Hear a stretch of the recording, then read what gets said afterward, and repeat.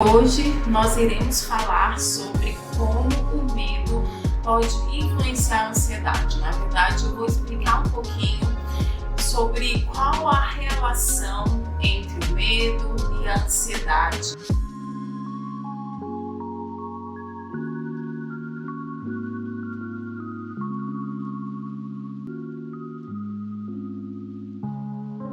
O medo e a ansiedade, eles são emoções muito próximas, né? E de certa forma eles trabalham juntos quando a gente fala, né, de uma ansiedade patológica. Na verdade, até mesmo na ansiedade normal, o medo e a ansiedade estão muito próximos, muito ligados. E essas duas emoções, né, tanto a ansiedade quanto o medo, são emoções presentes em todos os transtornos de ansiedade. Eu vou falar sobre alguns também e como funciona, né, o papel, qual é o papel de cada um deles nesses transtornos. Bom, antes de tudo eu quero definir, né, explicar para vocês o que é a ansiedade.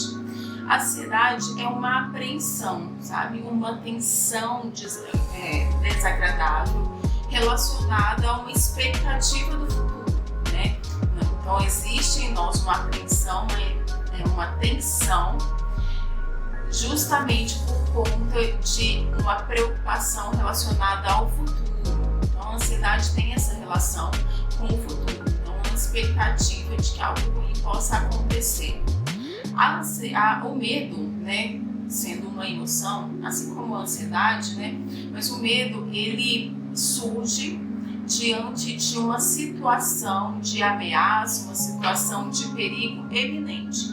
Então está ali prestes a acontecer algo, né, real ou potencialmente está ali prestes a acontecer, então dispara o medo em nós. E aí o que acontece, né? O medo é justamente esse gatilho, esse disparo que acontece no nosso cérebro, que ativa aquela resposta de luta ou fuga, né? A ansiedade, o medo e a ansiedade, né, eles são emoções naturais e importantes para a nossa sobrevivência, né, para nos mantermos vivos. Se a espécie humana se manteve até aqui, foi porque nós tivemos, né, também, claro, né, tivemos também esses recursos, né, de medo e ansiedade, que faziam com que a gente se preparasse diante de ameaças, diante de perigos. Então, desde toda a existência humana, nós temos essa habilidade. Ok? E como isso funciona, né, nos transtornos mentais, nos transtornos de ansiedade? O medo, quando o nosso cérebro percebe uma situação de ameaça, logo o nosso cérebro dispara a resposta de luta ou fuga. E isso eu já expliquei, né, em vários vídeos aqui para vocês. Quando esse disparo da resposta de luta ou fuga está também relacionado ao medo. Porque o medo, como eu falei, é essa apreensão, esse medo, né, essa percepção de que há um perigo real, iminente, ele prestes a acontecer. Então o cérebro entende que nós precisamos reagir rapidamente. Então ele dispara o mecanismo de resposta de luta ou fuga. E aí vocês sabem bem como funciona, né? Ativa, né, determinadas áreas do cérebro, né? A amígdala, e a amígdala ela faz com que as nossas glândulas suprarrenais aumentem a produção de cortisol e adrenalina, e isso faz com que aumente o nosso batimento cardíaco, né, o nosso foco na situação de problema, aumenta a frequência respiratória, a tensão muscular, paralisa o sistema gastrointestinal, a pele fica pálida, a mão fica fria. Tudo isso, né, é uma consequência da resposta de luta ou fuga do nosso organismo, que ali está nos preparando para agirmos, né, para sobrevivermos, para nos mantermos vivos nessas situações que o nosso cérebro entende, a nossa mente entende que são ameaçadoras para nós. Ok. A ansiedade, então, é essa antecipação de uma ameaça futura futura que causa em nós uma tensão, uma expectativa de que algo ruim vai acontecer a qualquer momento. E o medo é uma percepção de que há algo iminente, vai acontecer agora, está prestes a acontecer algo ruim. Como isso funciona nos transtornos de ansiedade? Nós temos alguns transtornos de ansiedade, né? Aqui eu vou trazer alguns mais comuns, né? De acordo com a classificação do DSM-5, né? Que é o Manual de Diagnóstico de Transtornos Mentais. Então, ele tem algumas classificações, existe essa classificação desse manual do DSM-5 e existe também o CID, que é muito usado pelos médicos, né? Aqui eu vou usar a classificação do DSM-5, que inclui o mutismo seletivo, que aqui eu não vou entrar muito, porque não tem tanto a ver com o nosso público aqui. Mas vou trazer também outros transtornos. Quais são esses transtornos, né?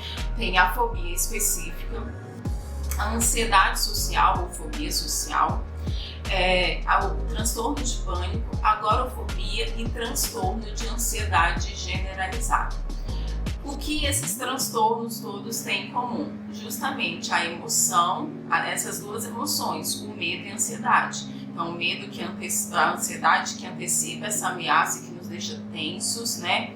Que impede o relaxamento, que faz com que a gente esteja ali sempre ligado no 220, e o medo que ativa a resposta de luta ou fuga. A fobia específica é o transtorno relacionado ao medo de objetos ou de animais. Então, talvez você conheça alguém ou já ouviu falar de pessoas que têm medo, por exemplo, de aranha, pessoas que têm medo de avião, pessoas que têm medo de injeção. Então, são esses tipos de medo. Fobia está relacionado ao medo, a fobia específica, né, ao medo de algo, né, de algum animal ou de algum objeto. Então, pessoas com a fobia específica sentem esse medo. Pessoas com ansiedade social ou fobia social são pessoas que têm medo, né, se sentem ansiosas, tensas, diante de situações onde elas precisam se expor diante de um grupo, como fazer uma palestra, né, conversar, estar à frente de algumas pessoas, se expor. Existe ali um medo de passar vergonha, de fazer algo errado. Existe também uma insegurança, uma percepção de vulnerabilidade, né, de não conseguir dar conta daquela situação. Então, esta é a fobia social, fobia relacionada a estar diante de pessoas, de se expor, de estar à frente. Existe também o transtorno de pânico, que é também muito comum. E difícil de controlar, né? Porque é justamente um ataque abrupto de medo. Quem já sofreu, né, de pânico, já tem transtorno, sabe que a sensação é de morte iminente. Você tem a sensação de que existe algo de muito errado em você está com AVC, está tendo um AVC, ou está tendo um ataque cardíaco, ou então você está enlouquecendo, você está perdendo o controle. É um medo enorme, porque você sente no seu corpo sensações muito ruins, né, de uma ansiedade muito intensa, o coração acelera, você sente muita falta de ar e é tudo assim em um nível muito, muito alto. Então, o sofrimento também é muito grande. O transtorno, né, o ataque de pânico, ele dura de 15 a 30 minutos, né? Para quem não sofre do transtorno, pode até parecer que é um sofrimento rápido, né? 15 a 30 minutos. Mas quem está ali sofrendo, né, o ataque, sabe o quão intenso é, o quão sofrido é. Parece que é uma eternidade, parece que não vai passar. Acontece que depois desses ataques, né, a pessoa que sofre com transtorno de pânico, ela começa a desenvolver também medo de que aconteça outro ataque. Então você fica ali sempre tensa, apreensiva, com medo, ansiosa de que venha outro ataque do nada, porque a sensação é de que o ataque vem realmente do nada. Então, com o transtorno de pânico, a pessoa tem esse medo. E por conta desse medo, a pessoa também acaba tendo comportamentos evitativos ou comportamentos onde ela possa se sentir, entre aspas, mais segura. Por exemplo, uma pessoa que sofreu um ataque de pânico dentro do ônibus. Então, essa pessoa, por exemplo, pode começar a evitar pegar ônibus, ou evitar pegar ônibus cheio, ou então evitar pegar o ônibus naquele horário que aconteceu o ataque. Então, pessoas com ataque de pânico, com transtorno de pânico, têm muitos comportamentos evitativos nesse sentido, né, de evitar situações, né, que possam ser algum gatilho, né, que tenham alguma relação com aquele ataque de pânico ocorrido anteriormente. Então, o transtorno de pânico está relacionado a isso, a esse medo abrupto, assim, muito alto, muito intenso, né, embora ele tenha uma duração relativamente curta, né, de 15 a 30 minutos, mas que após o ataque, a pessoa fica constantemente com medo de que aconteça novamente.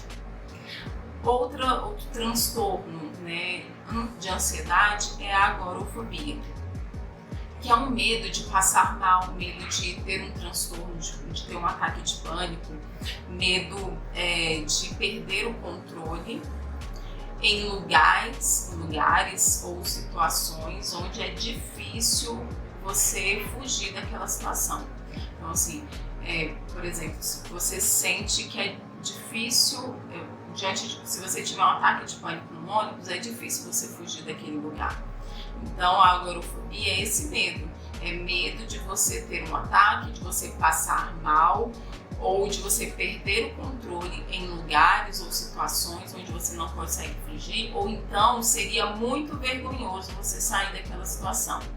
Por exemplo, você vai fazer uma apresentação no seu trabalho.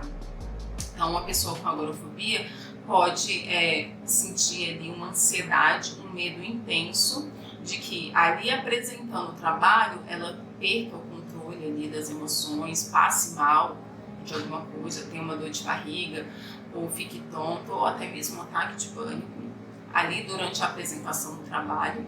E ali é uma situação onde é difícil fugir, né? É difícil sair daquela situação, e se a pessoa sair ou se acontecer tudo isso, será algo muito vergonhoso. Então essas sensações estão relacionadas à agorafobia. E o transtorno de ansiedade generalizada, que também é muito comum, é uma apreensão, uma tensão, uma expectativa de que algo ruim vai acontecer a qualquer momento. Então, a pessoa com ansiedade generalizada, ela está sempre tensa, ela está sempre assim, em alerta. É uma pessoa que tem dificuldade de descansar, geralmente se sente muito cansada porque está sempre ligada, sabe, tensionada. É uma pessoa que pode apresentar uma irritabilidade muito grande ou comportamentos de fuga, de procrastinação, para evitar aquele desconforto da ansiedade. A ansiedade generalizada pode estar relacionada também a ganho de peso ou a perda de peso, porque você acaba ou comendo demais para compensar a ansiedade ou comendo de menos por conta daquele estado de tensão, entre outros sintomas. Algo que caracteriza bem a ansiedade generalizada é como se a ansiedade te vencesse no cansaço, sabe? Todo dia você está ali preocupada, tensionada, né, apreensiva por conta de diversas coisas. E a ansiedade generalizada tem a ver com isso, né? Sua ansiedade ela está dirigida a diversas coisas. Na fobia específica, por exemplo, tem um objeto ali, um animal ou um objeto que gera ansiedade, que gera medo. O pânico também é algo muito específico. A fobia social, a agorafobia. Agora, a ansiedade generalizada, ela está direcionada a diversas coisas relacionadas ao dia a dia. Então, isso entra contas a pagar, relacionamento com os filhos, com o marido, trabalho, desempenho, organização da rotina, manutenção da casa. Diversos assuntos, temas podem estar relacionados à ansiedade generalizada.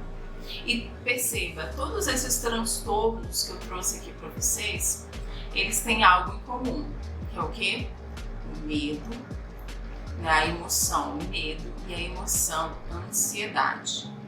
Então, qual a relação entre os dois, né? Como o medo influencia a ansiedade? O medo, ele está presente na ansiedade, né? Porque o medo, ele acaba que se sobrepõe, né? O medo se sobrepõe à ansiedade, a ansiedade se sobrepõe ao medo e eles acabam se misturando muitas vezes, porque vem a resposta de luta ou fuga, vem todo o desconforto físico e aí você se preocupa com aqueles desconfortos, vem o pensamento negativo, vem o medo de que isso aconteça de novo, ou, por exemplo, na fobia específica, medo de encontrar aquele objeto temido, aquele animal temido, aquela situação. E tudo isso gera o quê? Um comportamento, muitas vezes, de evitação, um comportamento, muitas vezes, de procrastinação para evitar aquela situação. Só que quando não olhar, né, para a situação problema, não olhar para aquilo que gera sofrimento, para aquilo que gera dor, não resolve, né? Na verdade, torna ainda mais forte aquela dor, aquele problema, aquele sofrimento.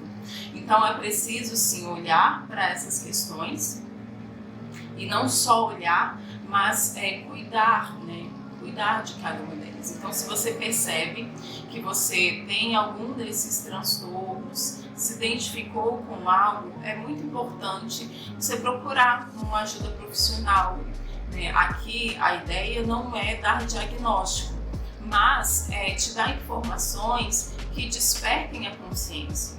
Então, se você se identificou com algum desses aspectos, de algum desses transtornos, é importante que você procure um auxílio médico.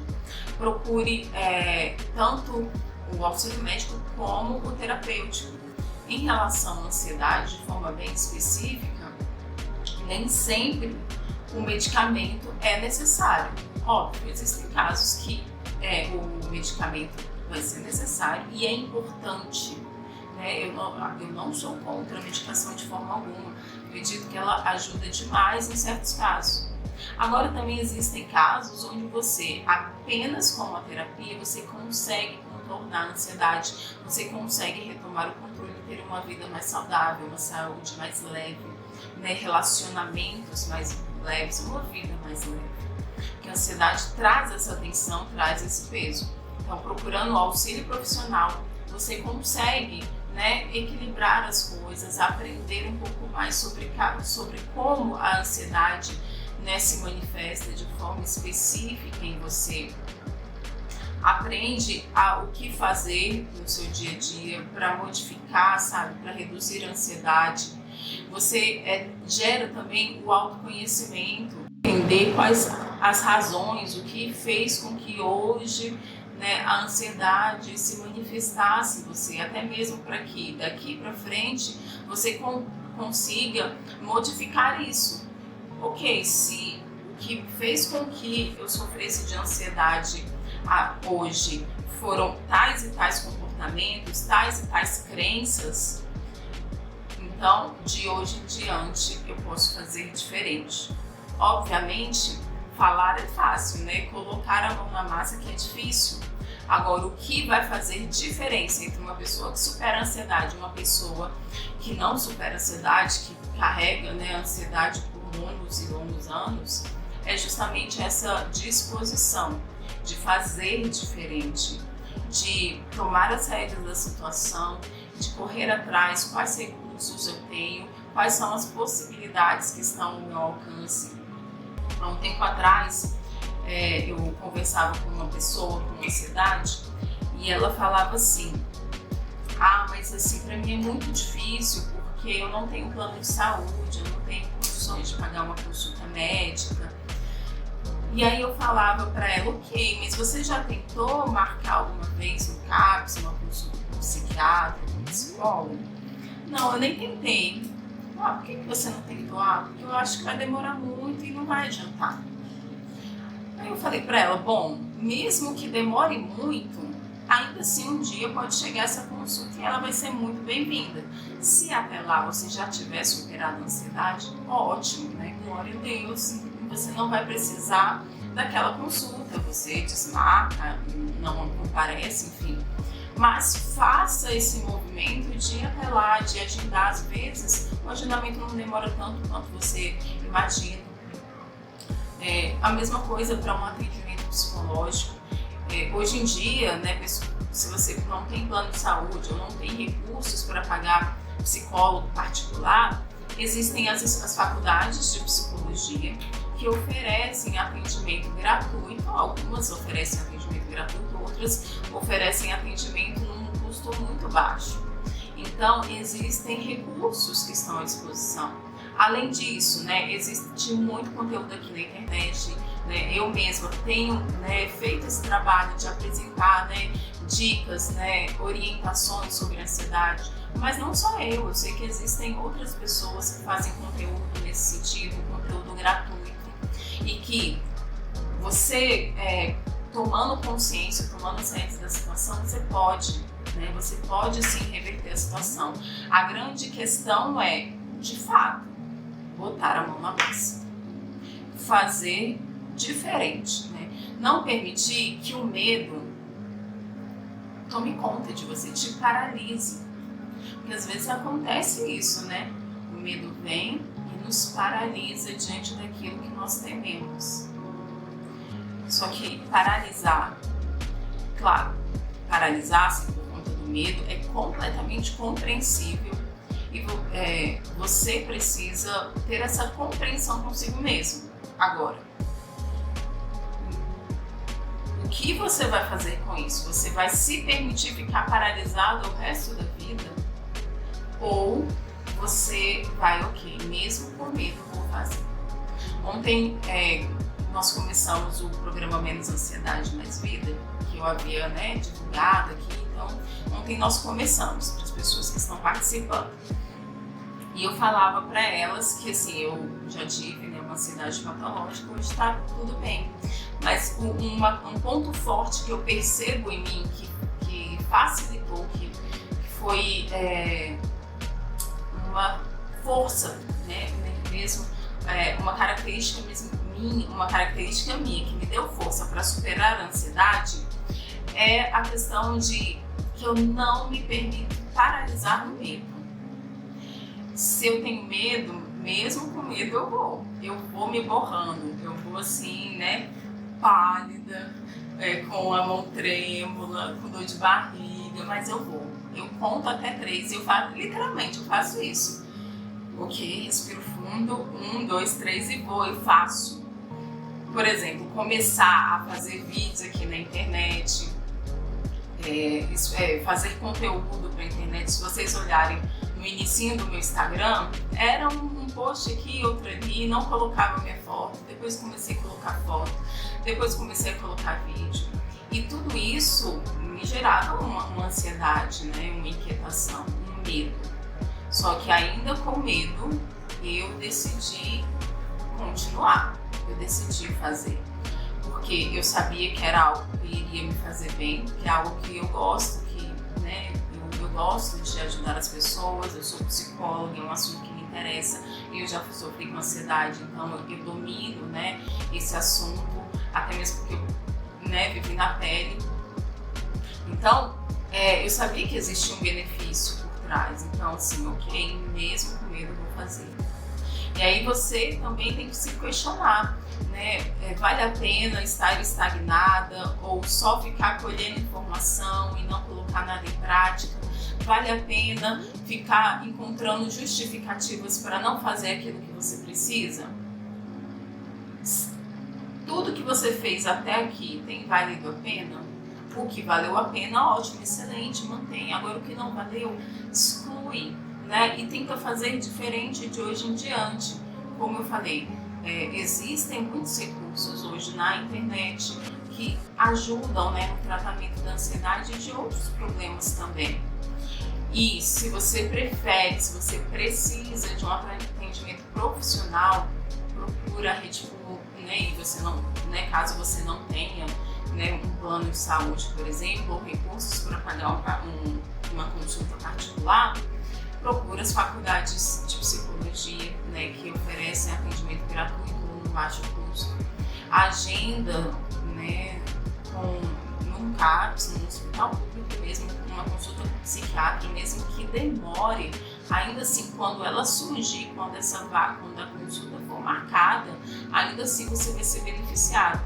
Então não se permita, sabe, e ter a ansiedade como uma muleta. Não permita que a ansiedade seja uma muleta. Eu sei que você não é o seu desejo, mas às vezes sem perceber a gente usa o sofrimento, a dor como muleta e não percebe que a gente está, na verdade, encontrando justificativas para não avançar, para não olhar para a dor, para não encarar a dor, para não seguir adiante. Aqui hoje eu mostrei para vocês, né, alguns tipos de ansiedade e como o medo age em cada um deles, como o medo e a ansiedade interagem entre si. E aqui eu já dei para você informações que podem te ajudar a perceber, a entender o que está acontecendo com você. E entendendo o que está acontecendo com você, tendo esse autoconhecimento, você pode mudar, né? Você pode começar a dar passos, você pode procurar ajuda, né? E aí eu também dei várias opções aqui, né, de pessoas, de formas, né, lugares onde você pode procurar apoio, você pode encontrar esse apoio.